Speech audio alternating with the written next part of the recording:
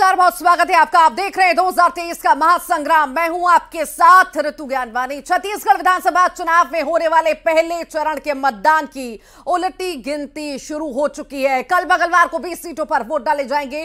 पहले चरण के चुनाव में कई दिग्गजों की साख दांव पर है। हाई प्रोफाइल राजनांदगांव सीट पर पूर्व मुख्यमंत्री रमन सिंह, नारायणपुर सीट पर पूर्व मंत्री केदार कश्यप, कोंडागांव सीट पर पूर्व मंत्री लता उसेंडी, बीजापुर सीट पर पूर्व मंत्री महेश गागड़ा और भानु प्रतापपुर सीट पर पूर्व मंत्री विक्रम उसेंडी के साख दांव पर है। तो वहीं बात कांग्रेस की करें तो कवर्धा सीट पर मंत्री मोहम्मद अकबर, चित्रकूट से सीट पर कांग्रेस के प्रदेश अध्यक्ष और सांसद दीपक बैज, कोंडागांव से मंत्री मोहन मरकाम, कोंटा सीट पर मंत्री कवासी लखमा मैदान में है।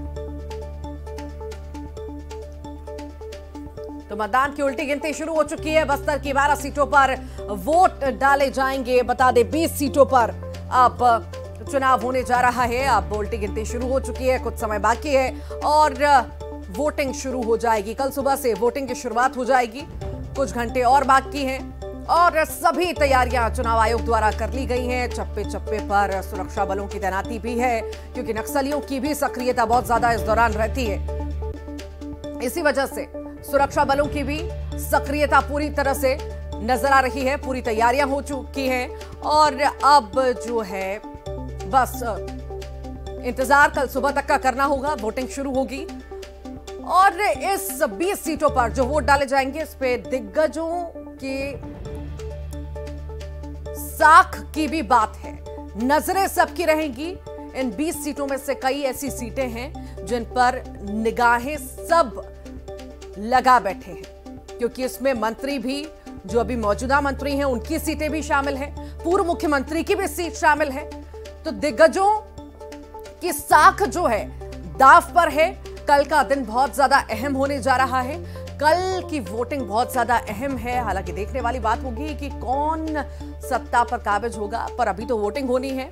किस पर भरोसा जनता जताती है, कल किसे जहन में रखकर, किसके वादों को जहन में रखकर भरोसा आम जनता करती है और वोटिंग करती है, तो देखने वाली बात होगी। हालांकि तैयारियां जो है पूरी तरह से हो चुकी हैं। चुनाव आयोग की तरफ से पूरी तैयारियां हैं। अब बस इंतजार है वोटिंग शुरू होने का। कल सुबह से वोटिंग होगी। कुल 20 सीटों पर वोट जो है डाले कल से जाएंगे। और ज्यादा जानकारी के लिए सहयोगी हमारे साथ श्रीनिवास नायडू जुड़ रहे हैं जगदलपुर से। वो बताएंगे आखिर किस तरह की तैयारियां। श्रीनिवास, बस कुछ घंटे और बाकी हैं, कल वोटिंग होनी है। किस तरह की तैयारी चुनाव आयोग द्वारा और कैसा उत्साह आम जनता में, कैसी तैयारी, विस्तार से बताइए।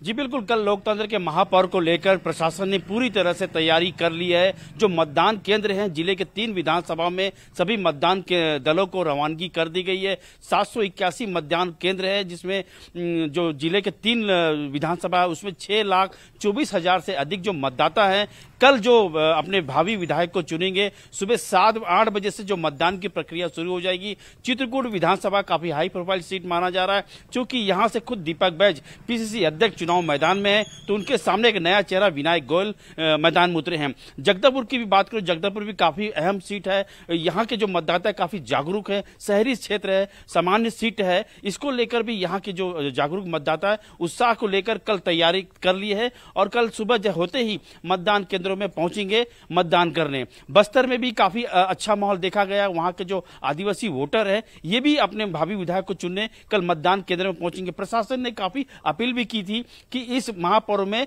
अधिक से अधिक लोग मतदान केंद्र में पहुंचे और अपने मताधिकार का प्रयोग करें। जी श्रीनिवास, सत्ता अगर हासिल करनी है छत्तीसगढ़ में, तो कहीं ना कहीं छत्तीसगढ़ की सत्ता हासिल करने के लिए बस्तर से गुजरना पड़ता है, बस्तर को फतेह करना पड़ता है।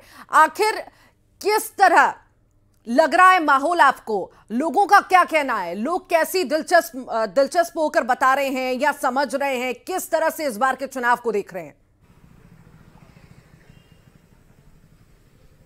जी बिल्कुल, कहा भी जाता है जो बस्तर को जीत लिया वो सत्ता तक पहुंच गया, और सत्ता तक पहुंचने के लिए जो राजनीतिक दल है वो काफी सक्रिय रूप से मतदाताओं के घर के द्वार में पहुंच रहे हैं। चूंकि चुनाव प्रचार थम गया है, अब ये जनता से सीधे रूबरू हो रहे और अपने लिए वोट के लिए अपील कर रहे हैं। बात करें जनता से तो जनता काफी खुश है अपने मताधिकार का प्रयोग करने के लिए, क्योंकि 5 साल बाद ये पर्व आया है तो अपने नए विधायक को चुनने का, चूंकि कांग्रेस 5 साल यहां पर रही है तो ऐसे में जो विपक्ष की जो पार्टी है भाजपा, वो भी लोगों से संपर्क साधी है, लोगों से मुलाकात की है, अपने घोषणा पत्र को बताया है। तो कुल मिला कह सकते हैं कि कल जो मतदान होगा, यहाँ के जो भावी जो वोटर है, आदिवासी वोटर है, ये अपने मतदान को लेकर काफी उत्सुकता दिखाए हैं और एक अपील भी कर रहे हैं। लोग यहाँ के मतदाता एक जागरूकता के तौर पर एक अपील भी कर रहे हैं कि हम सब मिलकर बाहर निकले और मतदान का प्रयोग करें ताकि एक अच्छी सरकार, एक अच्छे विधायक को चुन सके। जी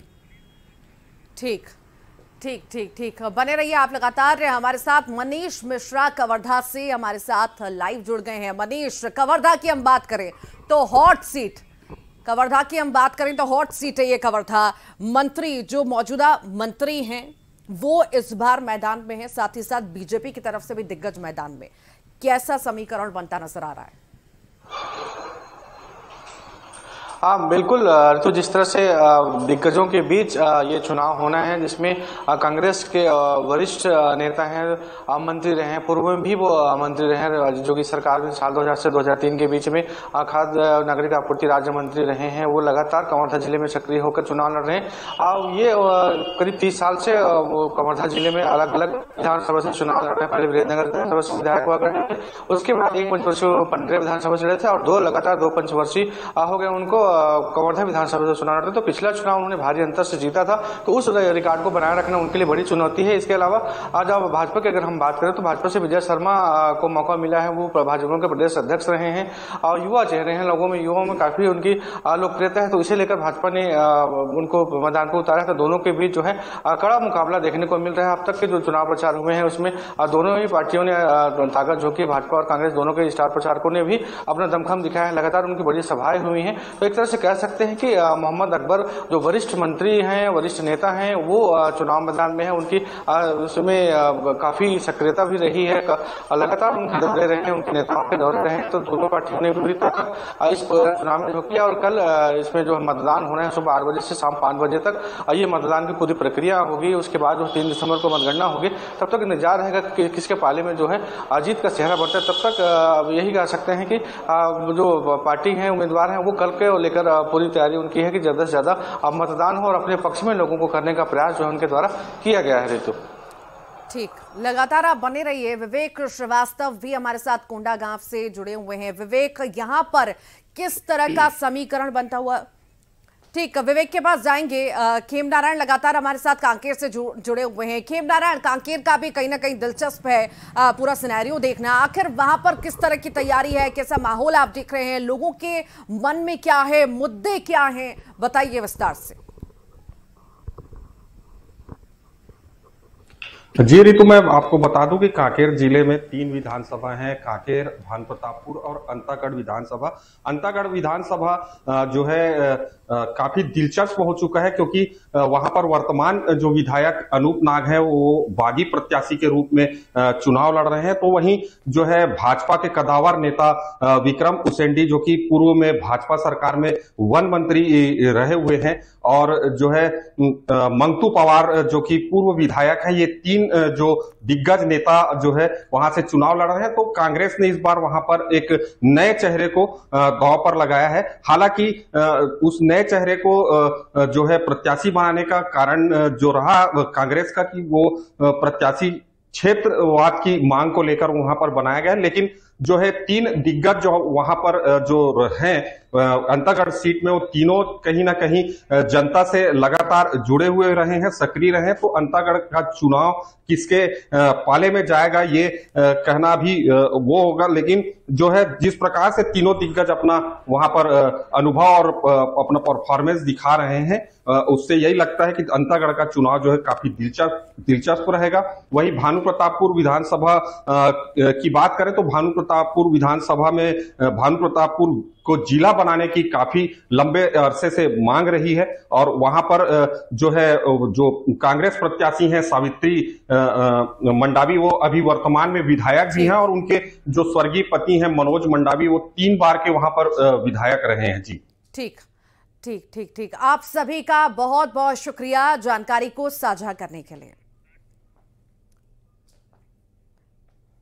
छत्तीसगढ़ में जारी मतदान की उल्टी गिनती के बीच नक्सलियों की नापाक साजिश को अंजाम देने की कोशिश लगातार जारी है और इसी कड़ी में नक्सलियों ने कांकेर और नारायणपुर में आईईडी विस्फोट किया, जिसकी चपेट में आने से दोनों जगहों पर एक एक जवान घायल हो गया। कांकेर में आईईडी की चपेट में आने से घायल जवान प्रकाश चंद्र सिंह गंभीर रूप से घायल है, जिनका उपचार प्राथमिक उपचार कराने के बाद रायपुर रेफर कर दिया गया। तो वहीं नारायणपुर में भी नक्सलियों ने आईईडी ब्लास्ट किया। मुरहा पदर सोनपुर थाना क्षेत्र में हुए इस विस्फोट में आईटीबीपी का एक जवान मामूली रूप से घायल हुआ, जिसे इलाज के लिए जिला अस्पताल में भर्ती कराया गया। चुनाव के बीच विस्फोट की तस्वीर सामने आई है। कांकेर और नारायणपुर से चुनाव में बाधा डालने की कोशिश नक्सलियों द्वारा की जा रही है। नापाक हरकत नक्सलियों द्वारा लगातार की जा रही है। 2 जगह पर कांकेर और नारायणपुर में जवान घायल हुए हैं, जिन्हें एक जगह पर प्राथमिक उपचार दिया गया है और एक जगह पर रायपुर प्राथमिक उपचार के बाद रेफर कर दिया गया है।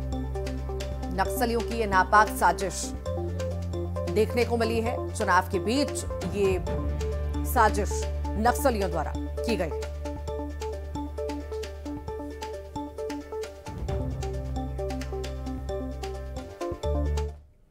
चुनाव के लिए मतदान दल रवाना हो चुके हैं। आप बस्तर, दंतेवाड़ा, सुकमा और कोंडागांव की तस्वीरें देख सकते हैं। हम आपको तस्वीरें ये दिखाते हैं। यहां भारी सुरक्षा के बीच मतदान दल रवाना किए गए हैं।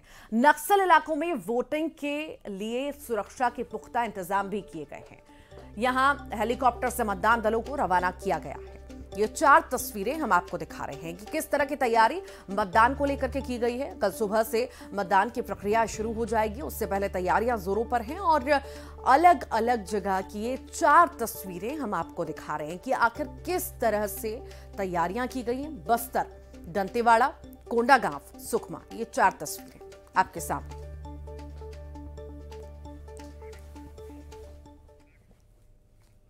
छत्तीसगढ़ विधानसभा में कल होने जा रहे मतदान के लिए सुरक्षा के पुख्ता इंतजाम किए गए हैं। खासकर नक्सल प्रभावित क्षेत्रों में जमीन से आसमान तक सुरक्षा व्यवस्था दुरुस्त की गई है। सुकमा में कल होने वाले मतदान के लिए कड़ी सुरक्षा के बीच मतदान कर्मियों को बूथों पर पहुंचाया गया। यहां जिले के 3 विधानसभा क्षेत्रों में कुल 781 मतदान केंद्रों में नारायणपुर को मिलाकर लगभग 769 मतदान दल रवाना हुए। कल सुबह विधानसभा के पहले चरण के मतदान होने हैं। सुबह 7 बजे वोटिंग शुरू हो जाएगी। आज कोंटा विधानसभा के सभी मतदान दल है वो मतदान केंद्र जा रहे हैं और कड़ी सुरक्षा के बीच जा रहे हैं। लगातार चुनाव का बहिष्कार नक्सली कर रहे हैं, जिसके लिहाज से सुरक्षा के पुख्ता इंतजामात है। इस वक्त मेरे साथ में है सुकमा एसपी किरण चौहान से जानते हैं कि कैसी सुरक्षा व्यवस्था। सर, कल विधानसभा चुनाव होने हैं, ऐसे में कैसे सुरक्षा व्यवस्था? सभी जिस प्रकार की सेंसिटिविटी है उसका पूरा असेसमेंट किया गया है। उसके अनुसार जितने भी थ्रेड्स है, भले वो आईडी का होगा, तो उसी प्रकार की सुरक्षा लगाई जा रही है। काफ़ी पर्याप्त संख्या में सुरक्षा बल को लगाया गया है। उस पूरे एरिया को कॉर्डन कर लिया जाएगा। उसके अलावा अंदर इलाकों में लगातार डीआरजी को भेज के वहाँ ऑपरेशन किए जाएंगे। डीआरजी, एसटीएफ, कोबरा, सीआरपीएफ सभी बहुत मेहनत से काम कर रहे हैं और अच्छी सुरक्षा में चुनाव संपन्न कराया जाएगा। सर, जो कोंटा विधानसभा में अनुमानन से कितने जवान तैनात होंगे सर? कोंटा विधानसभा में पूरे सुकमा जिला में लगभग 24,000 जवान तैनात है आज की स्थिति में। तो सर, हमारे यहाँ ऐसे कितने मतदान केंद्र जहाँ सिर्फ महिला कमांडो तैनात रहेगी? लगभग ऐसे 30 मतदान केंद्र हैं जहाँ केवल महिला कमांडोज तैनात रहेगी। लगभग 120 महिला कमांडोज को हमने तैनात किया है। उसमें बस्तर फाइटर, दुर्गा फाइटर, इनका समावेश है। सर, लगातार माओवादियों की मौजूदगी सूचनाएं मिलती आ रही है सर, ऐसे में क्या ड्रोन का इस्तेमाल किया जाएगा सर? कैसे नजर रखेंगे? हाँ, ड्रोन का इस्तेमाल किया जा रहा है। लगभग 150 ड्रोन का इस्तेमाल इसमें किया जाएगा। सर, लगातार रायपुर से बड़ी खबर की हम बात करेंगे। कांग्रेस ने फिर से निशाना साधा है बीजेपी पर। कांग्रेस ने निशाना साधा। ईडी बीजेपी के बीच जुगलबंदी चल रही है। सट्टेबाजों के साथ बीजेपी नेताओं के संबंध है। बीजेपी नेता की गाड़ी से कैश जब्त हुआ है। ईडी की साजिश बेनकाब हो चुकी है। ईडी से मिलकर चुनाव लड़ रही है बीजेपी। ये तमाम आरोप कांग्रेस के द्वारा बीजेपी पर लगाए गए हैं। जो ईडी ने कैश कुरियर पकड़ा था वह भारतीय जनता पार्टी का कार्यकर्ता था। रमन सिंह के साथ उसकी फोटो थी। प्रेम प्रकाश पांडे के अनन्य सहयोगी उनके प्रतिनिधि पार्षद मिश्रा के साथ उसकी फोटो थी। उसके बयान के आधार पर ईडी मुख्यमंत्री के ऊपर में अनर्गल आरोप लगाती है। और एक चीज बता दूं कि एक इनोवा गाड़ी जिसमें बड़ी संख्या में कैश जब्त हुई थी, जिसको ईडी ने इस गाड़ी की फोटो को अपने ट्विटर हैंडल में टैग किया है, फोटो जारी किया है, यह गाड़ी भारतीय जनता पार्टी के नेता की है। बिलासपुर से बड़ी खबर की हम बात करेंगे, जहां पर कांग्रेसियों ने जेपी नड्डा का विरोध किया, अनोखे अंदाज में किया है। जेपी नड्डा का विरोध, सीएम बघेल को बदनाम करने का आरोप लगाया। कांग्रेसियों ने लगाया है बदनाम करने का आरोप। बता दें, बिल्हा में जेपी नड्डा का रोड शो चल रहा था और उसी बीच जो है ये आरोप लगाए गए हैं। सीएम बघेल को बदनाम करने के आरोप लगाए गए हैं। ये तमाम बातें जो हैं कांग्रेस द्वारा कही गई हैं। पता चला कि जो महादेव ऐप में जो एक झूठा मनगढ़ंत कहानी इन्होंने बनाया है और कांग्रेस के हमारे मुख्यमंत्री, यशस्वी मुख्यमंत्री को बदनाम करने का जो काम किया है, उसके विरोध में हमने नड्डा लगाकर उनका विरोध प्रदर्शन किया है। और इस नड्डे से हम मैसेज देना चाहते हैं कि नड्डा जिसे खाकर लोग खत्म कर देते हैं या मौसम के कारण ये सीता आ जाता है छत्तीसगढ़ी में जिसे कहते हैं, या नमी आ जाती है, उसी प्रकार से जो जेपी नड्डा है वो झूठ मूठ के वादे कर रहे हैं, झूठ मूठ की कहानियां बना रहे हैं। अगर उनको महादेव ऐप बंद करना था तो केंद्र सरकार को इतना अधिकार था कि महादेव ऐप बंद कर सकते थे, क्यों बंद नहीं किया? और इसी बीच बात करेंगे इंदौर की, जहां पर प्रियंका गांधी चुनावी सभा को संबोधित करने पहुंची थी और इसी दौरान मंच पर स्वागत के दौरान कांग्रेस नेता ने खाली गुलदस्ता थमा दिया, जिसका वीडियो अब सामने आया है। ये तस्वीरें आपको दिखाते हैं, देखिए ये तस्वीर। गुलदस्ते में फूल ही नहीं है। प्रियंका गांधी का खाली स्वागत जो है कार्यकर्ता करते नजर आए। खाली गुलदस्ते से प्रियंका का स्वागत किया गया। और आइए बारी है इलेक्शन टॉप 10 देखने की। बस्तर में शांतिपूर्ण चुनाव के लिए तैयारियां पूरी। चप्पे चप्पे पर सुरक्षा बलों का पहरा। 3 स्तरीय सुरक्षा घेरे में होगी वोटिंग। बिलासपुर में कांग्रेस को लगा बड़ा झटका। कांग्रेस नेता पिनाल उपवेजा समेत 500 से ज्यादा कार्यकर्ता हुए बीजेपी में शामिल। टीएसए देव पहुंचे अकलतरा के नरियारा गांव। प्रत्याशी राघवेंद्र कुमार के समर्थन में मांगे वोट। बीजेपी के राष्ट्रीय अध्यक्ष जेपी नड्डा पहुंचे पत्थलगांव। हजारों की संख्या में लोग रहे मौजूद। जेपी नड्डा ने जनसभा को किया संबोधित। छत्तीसगढ़ में पहले चरण का मतदान कल। 20 सीटों पर होगी वोटिंग। दाव पर पूर्व मुख्यमंत्री रमन सिंह सहित 10 दिग्गजों की साख। नक्सल इलाकों में महिला कमांडोज को कमान। दुर्ग और बस्तर में की गई महिला फाइटर्स की तैनाती। अजय चंद्राकर ने कांग्रेस के घोषणा पत्र पर लगाई आरोपों की झड़ी। कांग्रेस के घोषणा पत्र को झूठ का पुलिंदा बताया। डिप्टी सीएम टीएसए देव पहुंचे मुंगेली विधानसभा के मुड़पार की चुनावी सभा में हुए शामिल। कांग्रेस का घोषणा पत्र जारी होते ही बीजेपी हुई हमलावर। नेताओं ने कांग्रेस पर बीजेपी के घोषणा पत्र की नकल करने के लगाया आरोप। बलरामपुर में बुजुर्ग और दिव्यांगों को मतदान कर्मी करेंगे मतदान। 8 से 10 नवंबर तक कर सकेंगे मतदान। और इसी के साथ ही छत्तीसगढ़ के नंबर 1 बुलेटिन में इतना ही। ओशो की अध्ययन स्थली, डॉक्टर गौर की कर्मभूमि, कलाकारों की नर्सरी, शिक्षा नगरी सागर की जनता का क्या है सियासी मिजाज। चुनावी वादों को परखेंगे हम, नेताओं के वादों में कितना है दम। चुनाव एक्सप्रेस में करेंगे पड़ताल। आज शाम 7:55 पर सागर के सिटी स्टेडियम से लाइव।